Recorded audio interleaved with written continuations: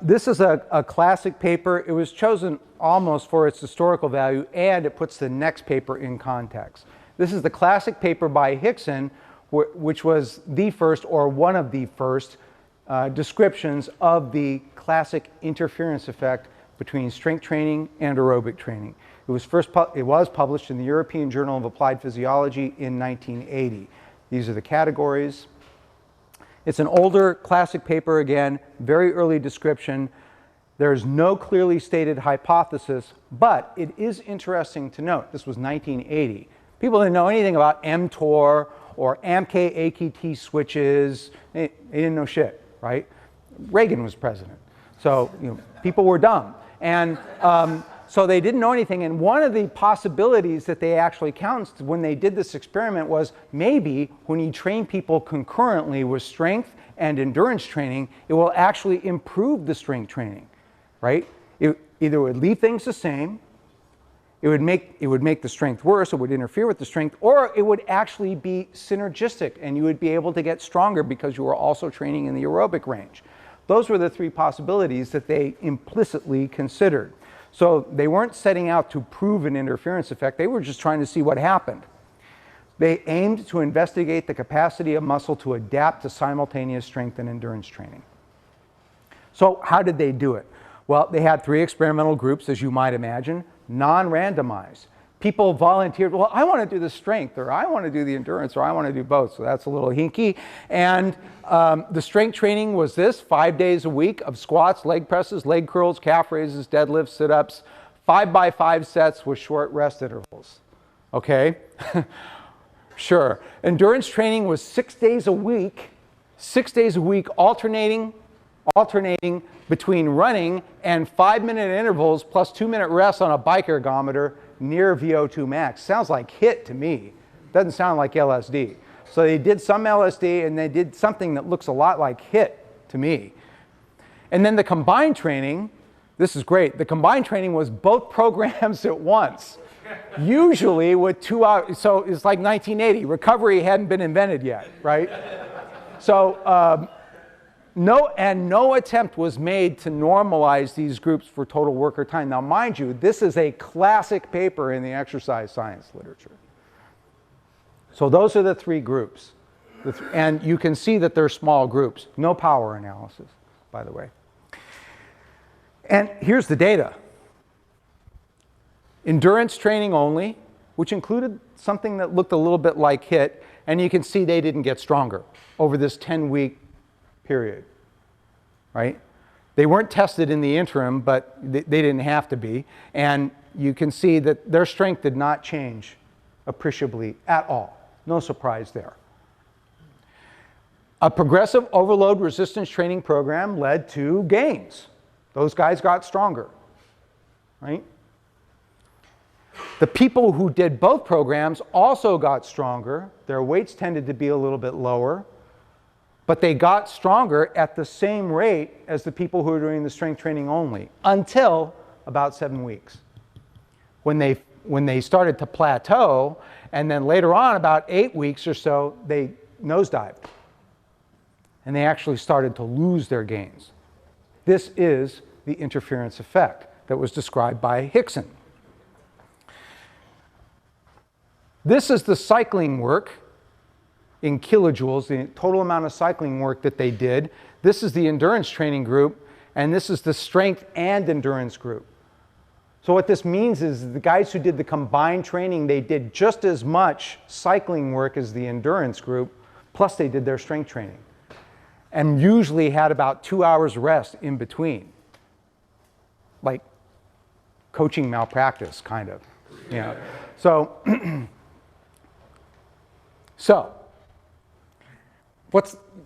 I'm sort of implicitly pointing out as we go along here what some of the problems are with this paper. Interference effect has always been controversial, right? Ever since Hickson first described it. And this paper has been beat up 6 ways from Sunday, and rightly so. It has a number of critical deficiencies. There was no normalization of workload intensity, but they didn't try to equalize the total workload between the two groups. So the authors tried to dismiss residual fatigue as a factor, but how can you? There's no way you can. They didn't control for it. So how can you dismiss it? The endurance group incorporated this HIIT-like protocol, so they were doing a kind of mixed aerobic anaerobic training. So that's a problem. Small sample sizes, no power analysis, and no description of group allocation methods. It's pretty clear it was just volunteer. Well, I want to be in that group, or I want to be. They didn't randomize people to different groups. So those are some critical deficiencies with this paper. Nevertheless, it just shows to go you can have a screwed up experiment. If your phenomena is robust enough and has a large enough effect size, you may still succeed in describing an actual phenomena even though your experiment was for shit, right? And that seems to be what's happened here. The interference effect that was initially described by Hickson has actually withstood the test of time. In Hickson, endurance training interfered with strength development by 7 weeks of training. And when you look at those papers that claim to have disproven the interference effect, you find the same things over and over again. Number one is, like the paper that we just discussed in the Science Review earlier this year, a paper that claimed to dispute the interference effect, it ended at 5 weeks before the classic interference effect took hold, right? Or, same paper, what they did was they thought they were going to be cute. They thought they were going to be clever. They took the same bros and trained them for both the strength only and the combined. Well, how did they do that? Well, they trained strength only on one leg, and they trained combined endurance and strength on the other leg. Fucking stupid, right?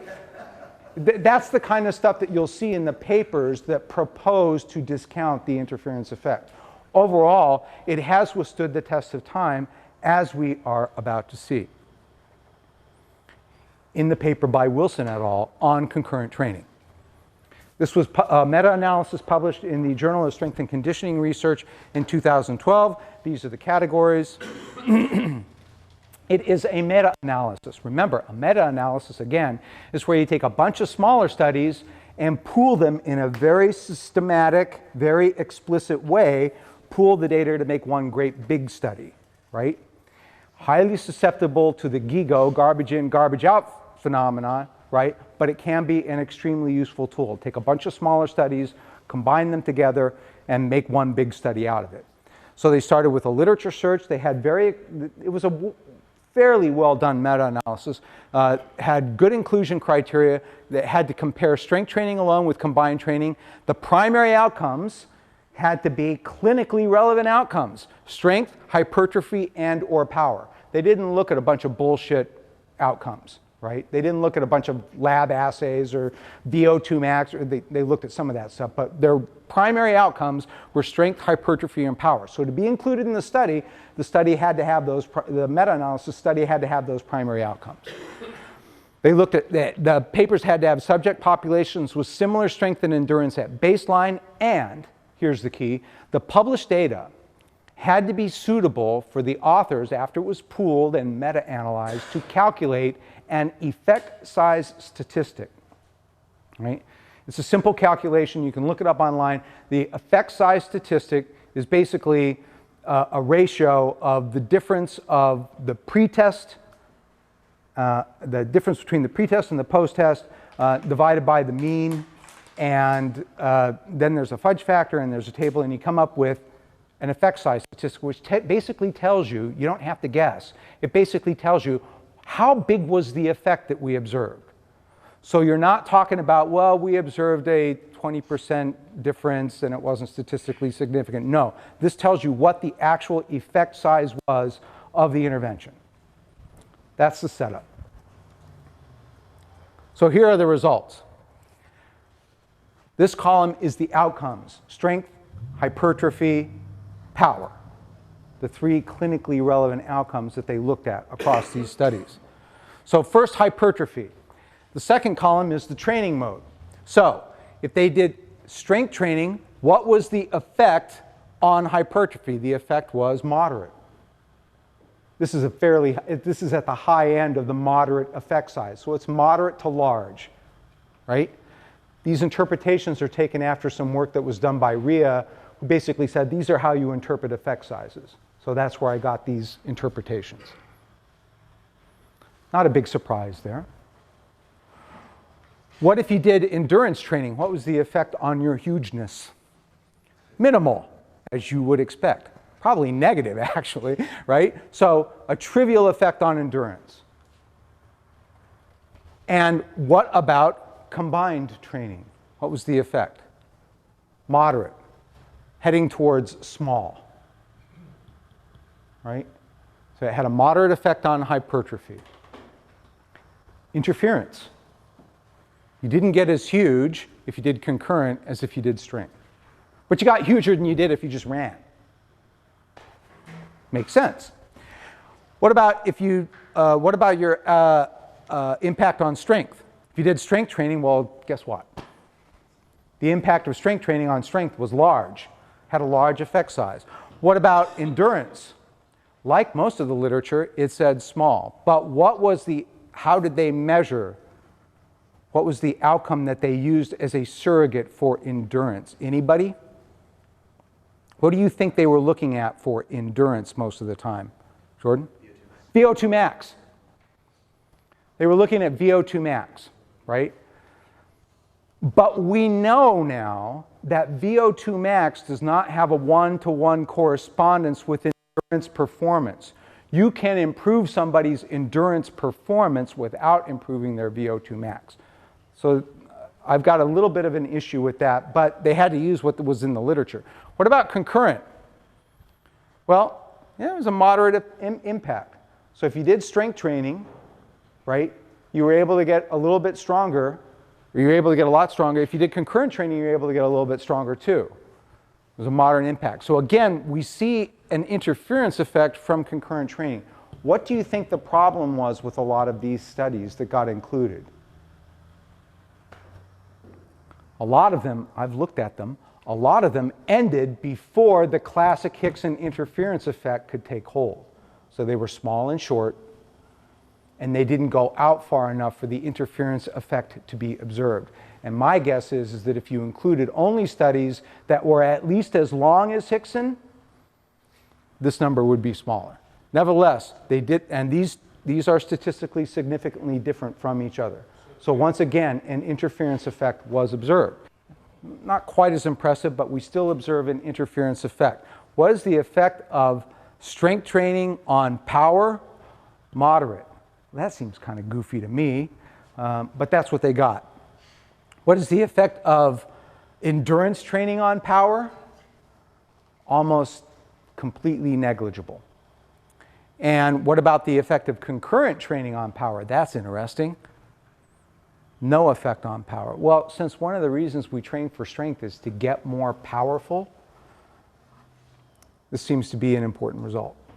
What Jordan pointed out was there are two ways to interpret that. First one is, what was the first one? Oh, so that the methodology they used... The methodology that they used for strength training was not adequate to promote significant improvements in power. And the second one, the one I like better, is that maybe you just can't improve power that much in a way that is assayed by these methods with any sort of program. Right? Right. And the training level of the subjects used in the sample also affects how the effect size score is applied and how it's interpreted. So it does get a little complicated. So the authors conclude using what they call a correlational analysis that the training components with the strongest negative impact on strength, power, and hypertrophy in the concurrent setting were running as opposed to cycling. Why would that be? Anybody? Yeah, the eccentric component, right? And the overall volume, the frequency and duration of long, slow distance work, which should come as a surprise to exactly nobody. Their correlational analysis, however, in my opinion, was very poorly described. I didn't see any methods for their correlational analysis. I don't know if they were using some sort of regression analysis or what, but they basically said, yeah, we did this correlational analysis and here's what we found. You can all just swallow, right? So yeah, I'm not sure that I completely buy it. It makes sense. I think it's right. I'm not sure that they describe their methods well enough for us to have confidence. So here's the take-home point. This took a bunch of papers extant in the literature, pooled the results, and looked at what they found. And what they found was, despite its highly flawed original description by Hickson, interference is held up under repeated scrutiny. There is an interference effect, in my opinion. That's my reading of the literature. That's what this meta-analysis shows. The burden of proof, in my opinion, is on somebody who wants to disprove the existence of an interference effect. It exists. And principal contributors to interference, if we're to believe these guys, are high volume, running, and eccentric work. This paper did not evaluate underlying mechanisms at all. That was not what it set out to do. So it tells us nothing about the so-called AMPK-mTOR switch, or the AKT-AMPK switch. It tells us nothing about what's going on at the hormonal level. It tells us nothing about what's going on in translational control at the level of the ribosome, any of that. This meta-analysis, while useful, suffers from the highly variable, meaning suck-ass to so-so, quality of the studies chosen for meta-analysis. From the inhomogeneity, so when you want to do a really, really tight meta-analysis, you should incorporate what's called a homogeneity statistic, which basically tells you how much alike the studies that you incorporated in your analysis were. How much apples and oranges was this? They didn't do that.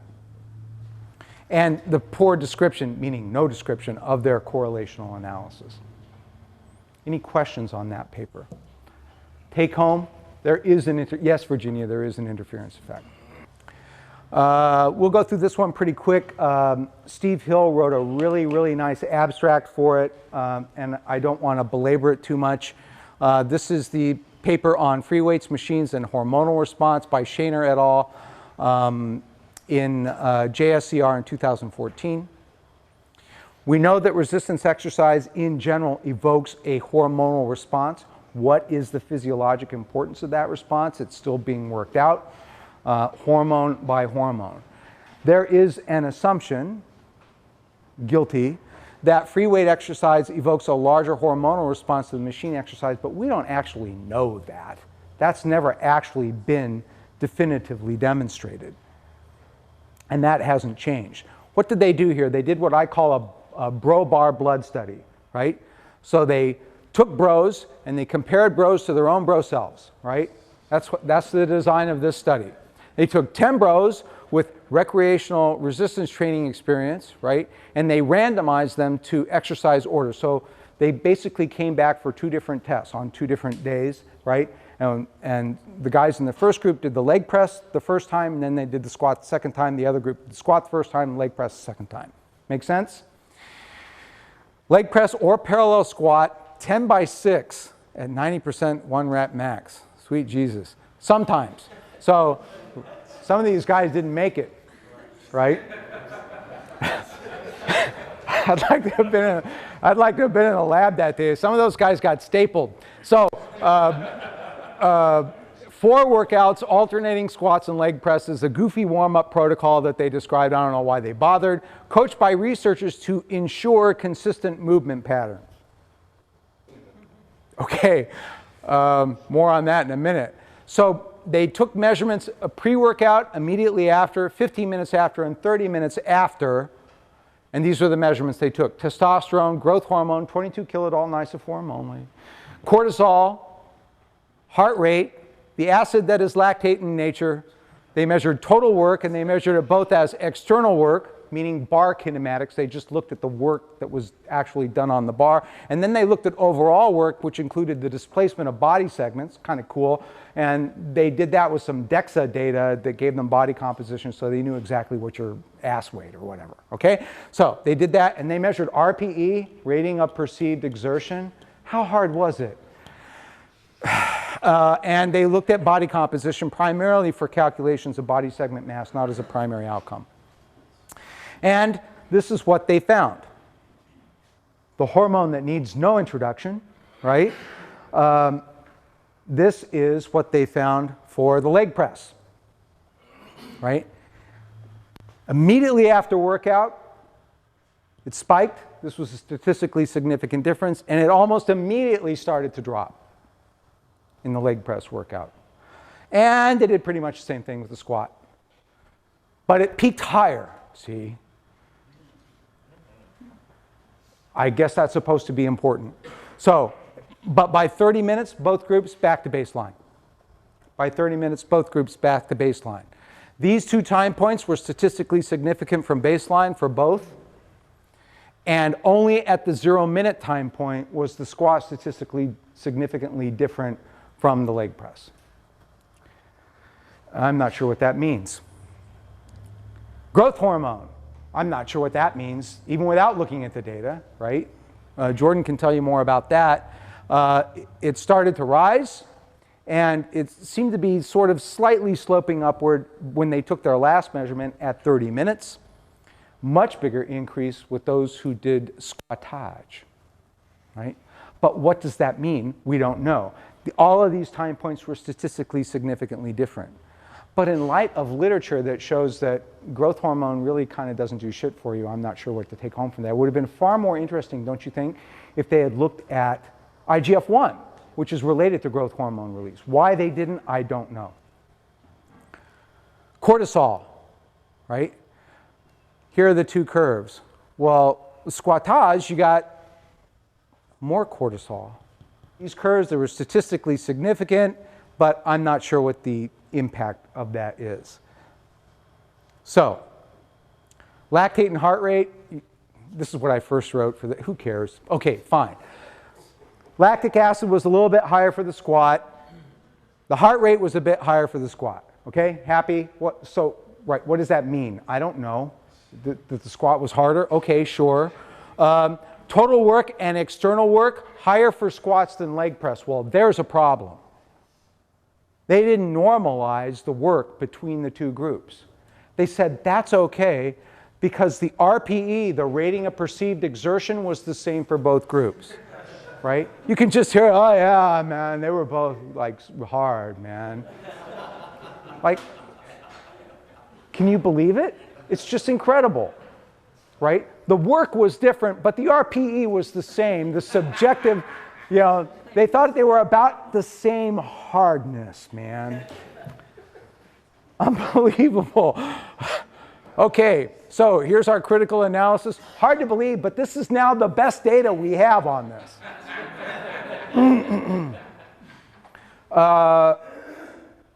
There is other data, but damn. The within subject design is okay. Comparing bros to their bro selves, that's okay, but the study is small. No power analysis. The bros did these workouts fasted. Do you think that might have an impact on the endocrine response to a resistance training bout? And how hard would it have been? Fine, do them fasted, but bring them back for another couple of testing sessions and do them fed. And see if you get a different set of hormone curves. How much of a genius do you have to be to think of that? For the exercise exemplars, to show us how the exercises were done, they show us a picture of somebody doing a leg press, but no picture of anybody doing a squat. Like, I needed their help picturing how a leg press would look in my mind, but not how they coached the squat. Circulating plasma hormone concentrations were not corrected for changes in plasma volume, which we know occur during exercise. And more to the point, we talked about this last year, there was no evaluation of downstream endocrine signaling, of tissue levels of these hormones, of binding of these hormones to receptors, or of physiologic responses to these. Steve made a point in his abstract, which I thought was absolutely dead nails on, right? Watch out for confirmation bias. What is confirmation bias? We like the results. We like the results, so we're going to include it in our data set. Well, we did include it in the data set, but we include it in the data set so that you would know that this data is out there and also know its limitations. When you're telling yourself, yeah, I like those results, beware. What a strength and conditioning professional should know.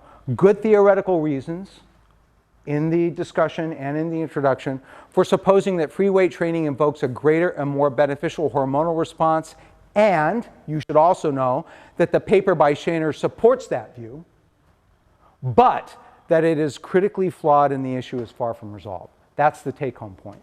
You have to follow the literature on these topics that are important to us, but you have to understand the limitations in the literature, you have to poke it in the chest, and you have to understand, you can't just say, yeah, look at the paper by Shaner. If you squat, you're going to get bigger hormonal responses than if you leg press. You have to be more sophisticated than that. You have to understand that the data that's out there is limited and it's flawed, and this is what it says. If you think it's any different from me in my field, you're wrong, right? I have to know what the literature in my field says, and it is also about 90% ship by weight. But that doesn't excuse me from knowing what's going on in the canonical literature of my profession.